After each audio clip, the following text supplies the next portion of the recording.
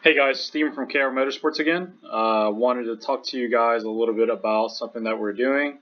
As you can see here, this is a car that we had bought from CoPart. So if you've ever looked at CoPart and wanted to buy a car, but weren't really sure on how to go about it, I wanted to share with you guys a few things that I wish I had known before buying a car off of CoPart. So first and foremost, if you look at the car, it's a Q60, or excuse me, an Infiniti Q50. This is something that I bought just basically to put back together and then just use it as a daily driver, and I may sell it down the line, who knows. So first and foremost, there are two types of buyers on Copart. There are businesses that buy and sell cars, or junkyards that parts dismantlers, right? Those guys are licensed, right? Guys like me, I do own a repair shop, but this is not what I do. So I'm considered unlicensed, and most people who are watching this video are probably going to be unlicensed as well. So, and do keep in mind that I am in the state of Texas. So, your laws on purchasing cars may be different than, what I explained here. So keep that in mind. So as you can see, my final price on this vehicle was $3,500 roughly. Okay. So the car had, if you look here, you'll see that it obviously has a salvage title. Almost every car on Copart is going to have a salvage title. There's going to be a handful of them that do not. I don't really know the rhyme or reason for it, but do keep that in mind. So this here is basically telling me what's going on with the car. So the primary damage is mechanical, okay, and it's got minor dents and scratches, okay. So if you look down here on the highlight section, there is an engine start program. So what does that mean? That basically means that this car made it to Copart and it would start and idle. Now the truth of the matter is that this car would start, but it would not actually idle. It would start, run for like 3 seconds, and then it would die.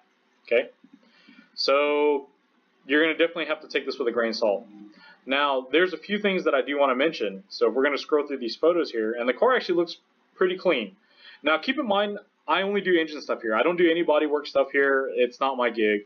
I only do engine repair performance, okay? So if you look at this car, it looks pretty good here, right?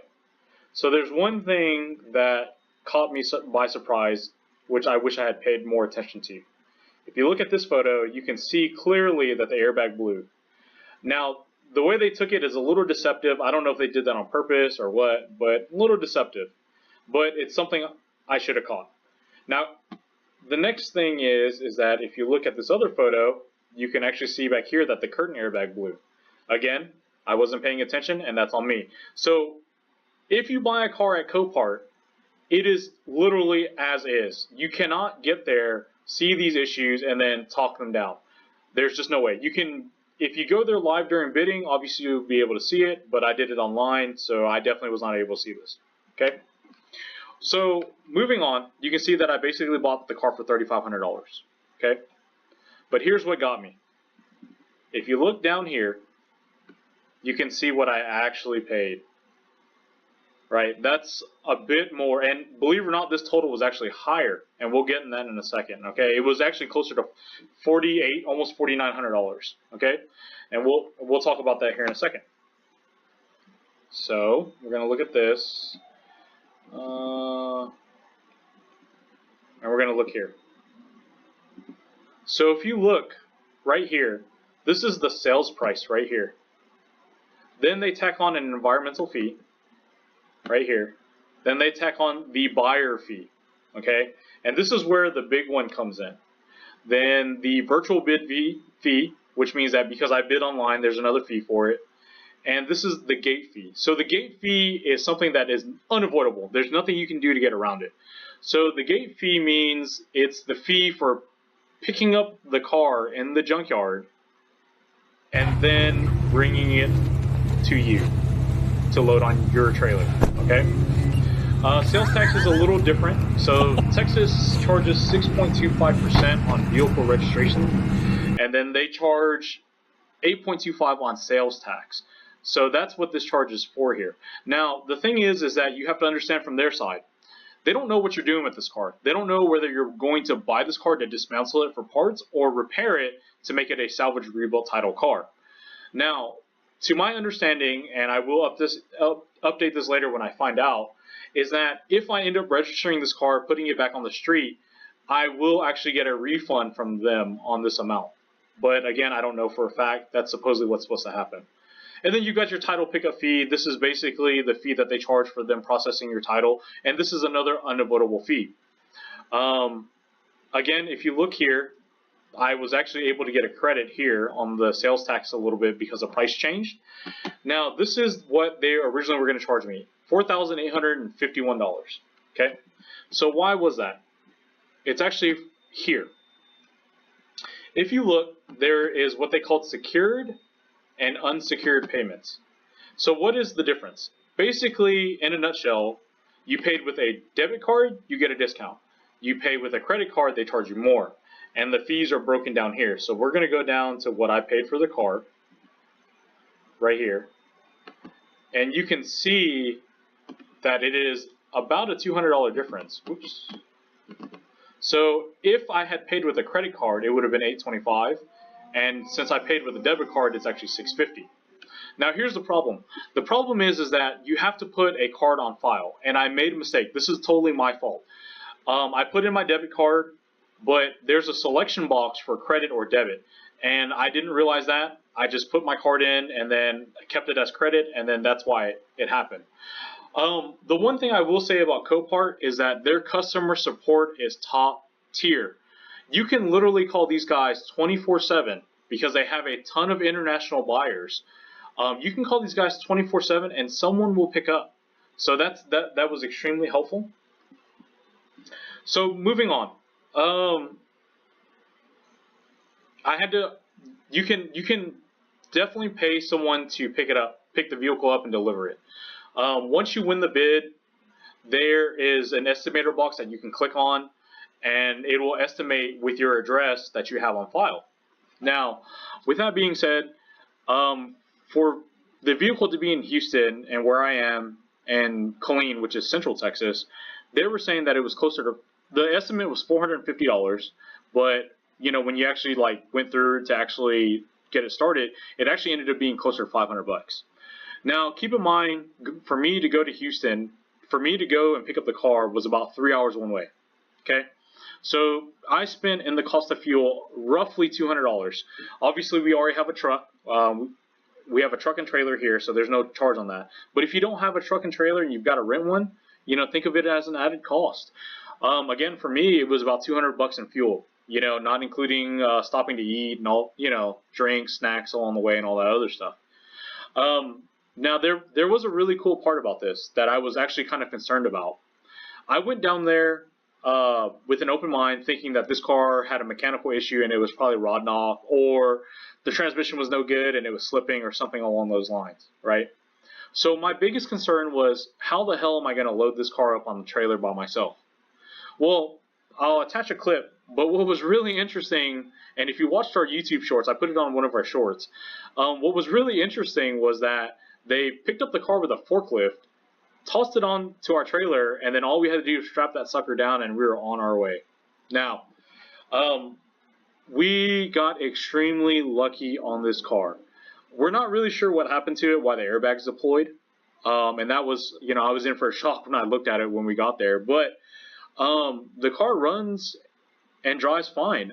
It's missing the exhaust, so the car obviously had lower downpipes to a catback. Those are completely missing with OT sensors. The car has an AMS sticker, yes, it has an AMS performance sticker on it. So I'm assuming it had intakes, and those were also missing too. So they took the air box all the way down to the piping to the turbos themselves.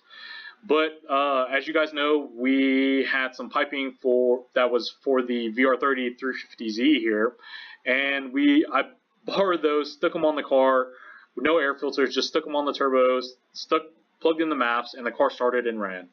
I actually drove it up and down the street. I didn't go too far because I wasn't sure what was wrong with the car, but up and down the street, got it up to fourth gear, and it actually pulled totally fine. Obviously, it had check engine lights and all that, but the car actually drove fine.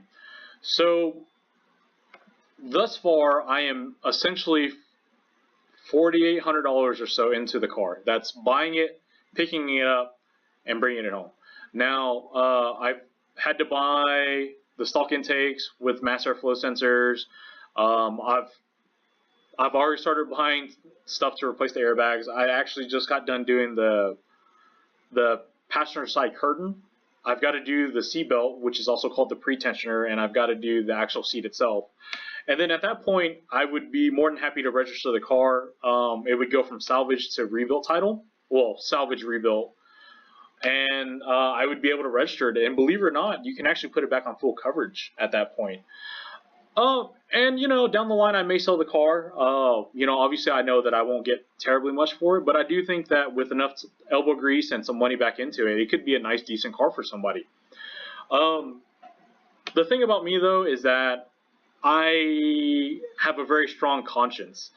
And, you do find a lot of guys that will buy a car from CoPart, and they will put it back together at the bare minimum to get rid of it, and that's fine.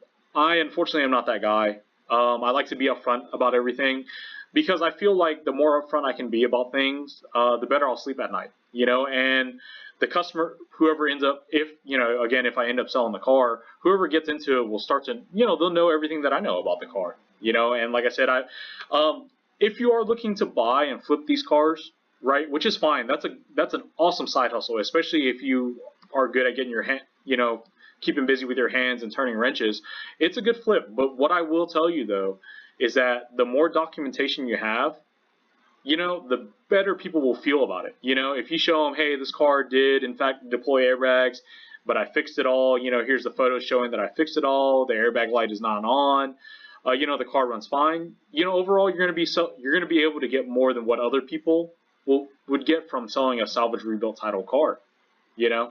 So, but the last thing that I do want to impart on you guys is that keep in mind that when you buy a car from CoPart, it literally is as is. You are bidding against people worldwide on these vehicles, and you get what you get. And you will have some surprises. Their notes, CoPart's notes are pretty decent, but they're not perfect. But, it's just something to keep in mind. It's a good way to buy a parts car. If you need parts for a restoration project that you're doing, it's awesome for that. If you, are looking for a cheap car that you're trying to get into, this is good for that as well. But again, keep in mind, sometimes you get lucky like I did this time around, but who knows, next time I may not be so lucky. But yeah, so I wanted to impart that with you. And like I said, don't be afraid of CoPart, man. It's pretty upfront, it's pretty simple, but do keep in mind with the fees, because that's going to be a gotcha moment.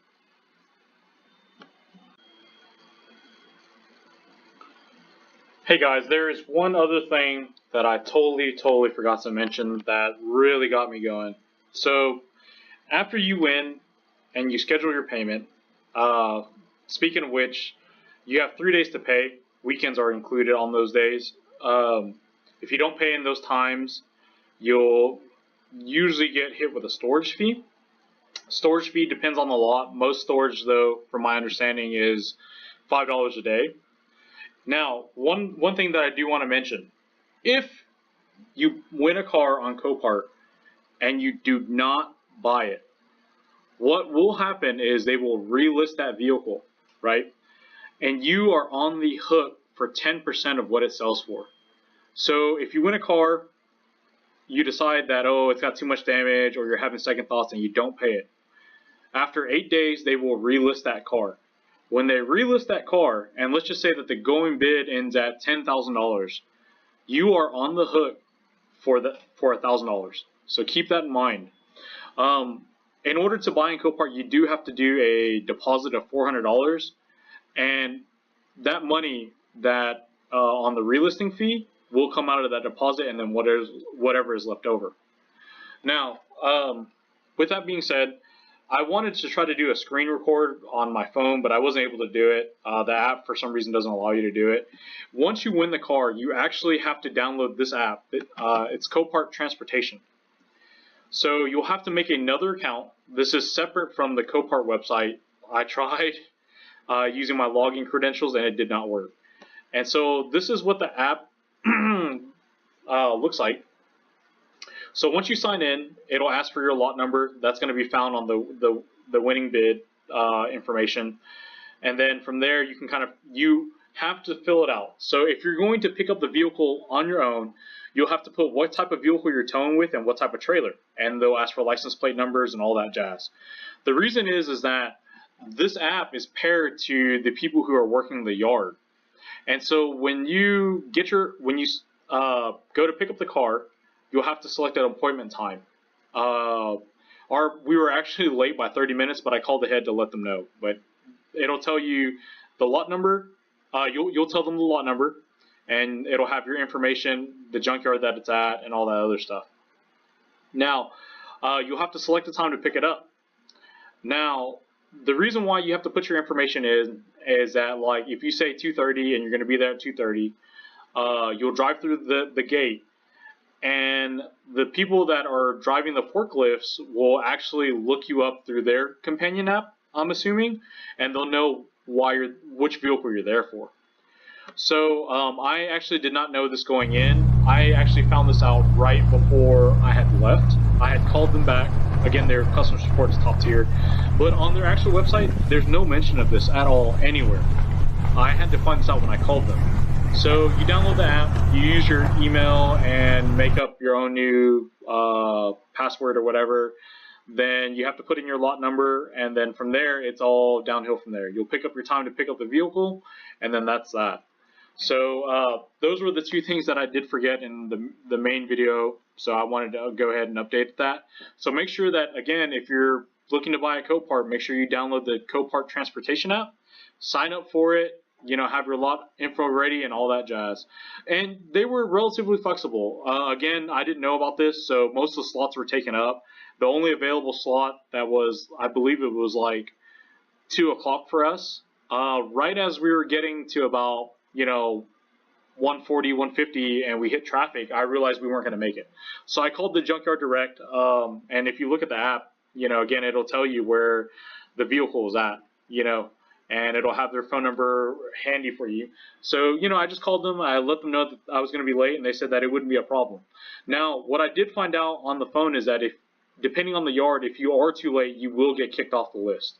I don't know if that incurs fees or whatever, but that is something that they did mention. So keep that in mind. After you win the car, you're going to have to schedule when to pick it up. And again, you've got 3 days to pay that, and that's based on weekends. If you do not pay, in 8 days, they will relist the car, and then whatever the car sells for again, you are on the hook for 10% of that vehicle. So keep that in mind. Again, I would definitely buy from CoPart again, especially now that I know what I know and the process of how it goes on. So I really hope that this does help somebody out.